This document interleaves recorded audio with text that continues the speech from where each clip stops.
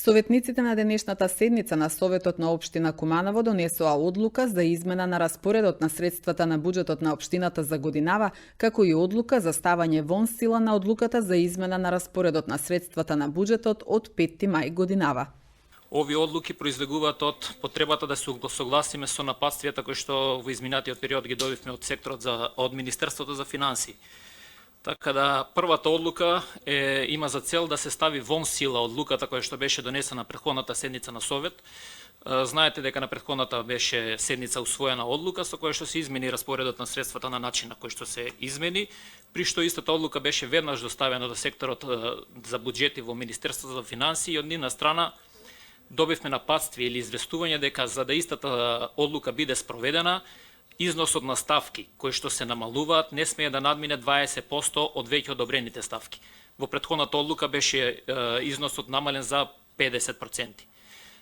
Веднаш беше пристапено кон изготвување на нова одлука која што денеска е предмет исто така на расправа, при што новиот распоред на средства ќе се изврши на следниот начин. Односно износ од 900.000 денари се одзема од програмата F20 уредување на градежно земјиште ставка 464 плаќање по судски решенија и износ од 600.000 денари од програмата J30 јавно осветлување и односно одржување на други градби. Вкупниот износ на овие две ставки од 1,5 милиони денари се прераспределуваат на програмата Е0 капитални расходи во основно образование, на ставката 482930 реконструкција на други објекти. На овој начин се обезбедуваат средства за капитални инвестиции во основното образование.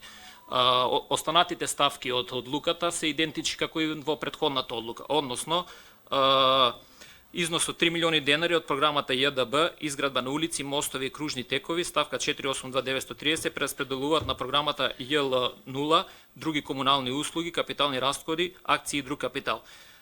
Исто така има уште една прераспределба, тоа е во рамките на програмата В10, детски градинки, тоа е на нивно барање и инсистирање дека износ од 328.000 денари од контото за телефон и телефакс се пренасочуваат на персонален данок на доход и на доместоци.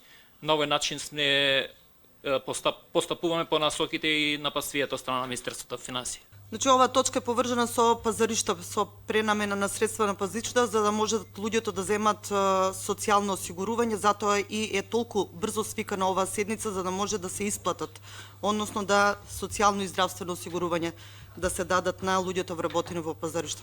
Токму така, меѓутоа спорна точка беше тие 1,5 милиони денари кои што се пренасочуваат на ставката за инвестиции во основно образование. Ставката со чистота немаше никаква спорна ситуација.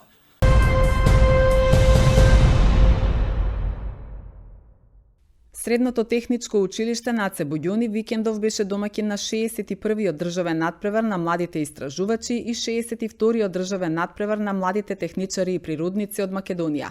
Вкупно 279 средношколци и основци од земјава заедно со своите ментори ги презентираа своите иновативни проекти во 25 области од применети и технички науки. Учениците од Наце Буѓони повторно постигнаа врвни резултати на државниот надпревар.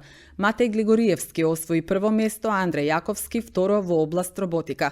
Прво место освои Матеј Спасиќ во област компјутерска техника. Во област автоматика второ место освои Дарко Стројмановски. Трето место во категоријата биохемија освои Ева Филиповиќ. На надпреварот пофалница доби Ева Тимчевска во категоријата примена на софтвер.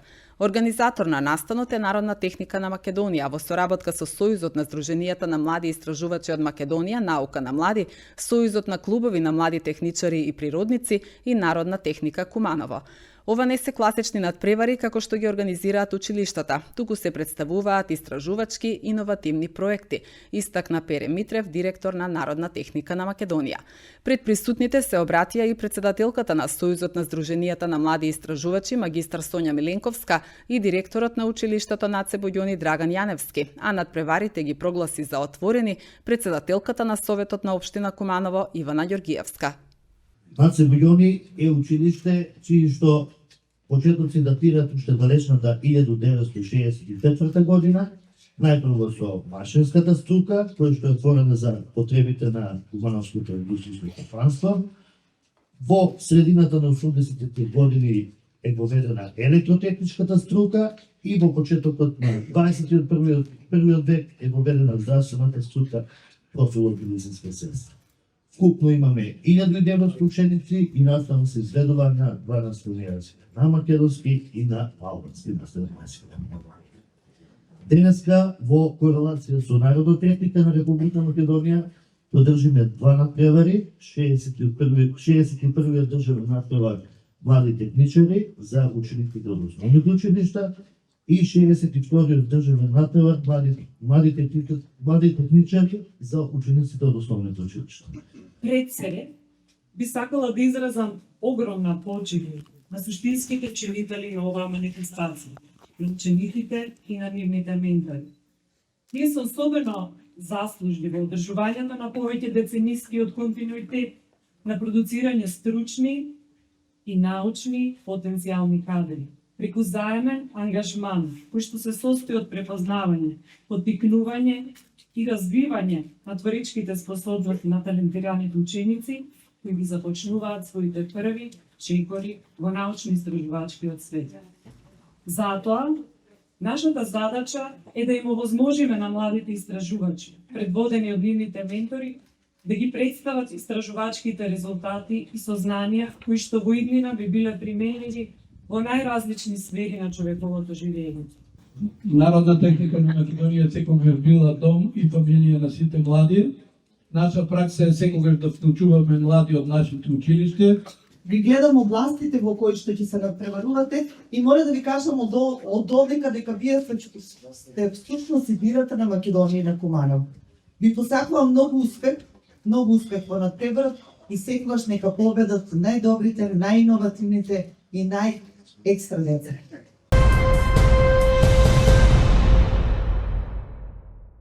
Членовите на ИПА регион Куманово повторно во хуманитарна мисија. Прехранбени артикли, облека, средства за лична и колективна хигиена, парични средства беа собрани викендов во хуманитарната акција што се одржа во просториите на ИПА регион Куманово по повод Денот на полицијата. Членови на Асоциацијата Обштествено одговорни компании од Куманово граѓани доброволно дадоа свој придонес за успешната реализација на акцијата, која се спроведува во соработка со Општинската организација на Црвениот крст од Куманово. Више традиционално по 10 пат. По повод 7 мај, празникот на македонската полиција, ИПА регион Куманово организира хуманитарна акција. Значи, кажавме веќе традиционално 10 пат, кој ќе продолжи понатаму да се организира во соработка со Општинската организација на Црвен крст. Значи, она што значи прибирање, донација во облека, како што гледате веќе тука имаме веќе донесено донации од наши членови, поддржувачи, симпатизери и така натаму, заедно, значи, со организацијата на Црвен крст. Она што ќе се донесе, ќе биде донирано според нивните категоризации на луѓето, односно на семејства кои што им е најпотребно.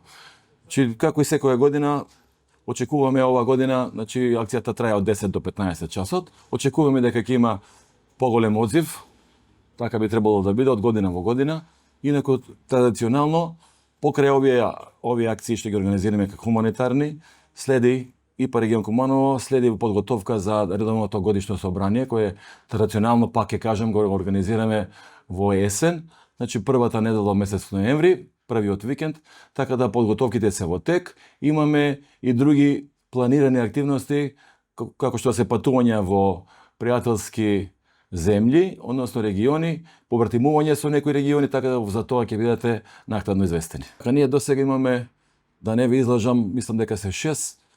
Првиот со кој имаме направено меморандум за соработка или побратимување од Република Србија, регион Косовско Поморавје. Имаме направено од Република Босна и Херцеговина со ИПА Добој. Повторно со Република Србија ИПА Лесковац. Имаме со Република Романија ИПА Алба Јулија.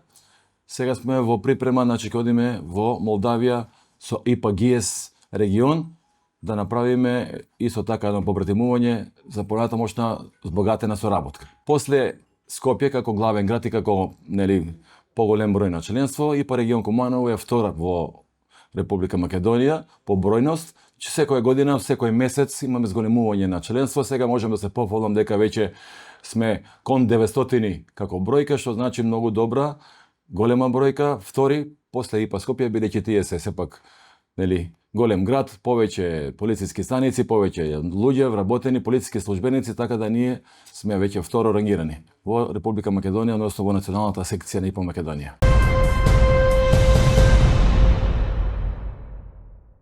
Полициски службеници од полициската станица за безбедност на патниот сообраќај при секторот за внатрешни работи Куманово викендов лишиле од слобода 28 годишен кумановец, соопштија надлежните. Според СВР Куманово, при контрола на патниот сообраќај констатирано е дека управувал патничко возило Форд под дејство на алкохол, односно измерени му биле 1,73 промили алкохол во крвта. По целосно документирање на случајот против него ќе биде поднесена кривична пријава без обзирно управување со моторно возило.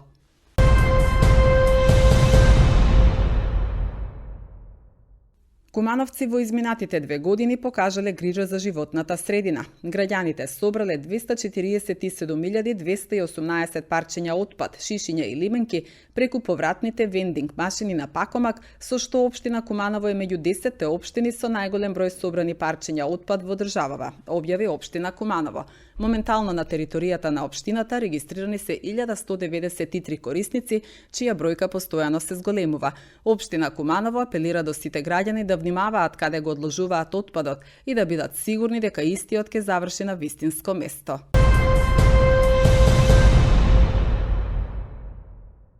Екипата на МЗТ Скопје убедливо го победи МКК Куманово во полуфиналната сесија и е првиот финалист во овосезонскиот плей-оф од првата македонска кошаркарска лига. Надпреварот помеѓу МКК Куманово и МЗТ Скопје беше трет поред, а прв во Куманово одигран во училишната спортска сала на Перо Наков во рамките на полуфиналето. Домашните кошаркари беа декласирани уште во првото полувреме од значајниот надпревар. Настанот беше поддржан и од Државна лотарија на Македонија, која како општествено одговорна компанија континуирано поддржува и многу други настани од спортски, културен и образовен карактер. Инаку Државна лотарија на 10 мај годинава го промовираше новиот инстант Лос Калинка пред продажното место Павел Тобаково Куманово. Со купување на само една грепка, граѓаните имаат шанса да станат добитници на парична награда во износ од 70 до 700.000 денари. Она што е исклучително важно е да се верува во игрите на среќа, бидејќи никогаш не се знае кога ќе станеш среќниот добитник. Во оваа 15-та година од приредувањето игри на среќа, Државна лотарија го истакнува значењето на плодот калинка земен како символ во новото корпоративно лого и го вклучува во игра во која што трите калинки ќе донесат и среќа и благодет и радост.